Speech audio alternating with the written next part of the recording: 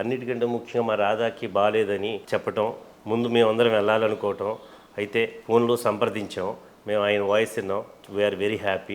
అమ్మగారి దయ వల్ల తొందరగా కోలుకుని తను మళ్ళీ ప్రజా జీవన స్రవంతిలోకి వచ్చి అందరినీ ముందుకు నడిపించేలా ఉండాలని కోరుకుంటూ, ఈ జేఏసీ తరపున ఎవరికి ఏ సమస్య ఉన్నా ఖచ్చితంగా చందు జనార్దన్ గారు, రామకృష్ణ గారు, అలాగే ఆ జేఏసీలో ముఖ్య నాయకులు 12-13 మంది ఉంటారు. వారందరూ కూడా అయితే ఎదుర్కొంటున్నారో ఆ సమస్యను పరిష్కరించడంలో, ప్రభుత్వానికి రిప్రజెంటేటివ్ ఇవ్వటంలో కూడా దగ్గరగా పనిచేస్తారని, కూటమి ప్రభుత్వం కూడా చాలా హామీలు ఇచ్చింది గవర్నమెంట్కి. అటు మా పవన్ కళ్యాణ్ గారు ఉన్నారు, ఇటు చంద్రబాబు గారు ఉన్నారు, అటు బీజేపీ ఉంది.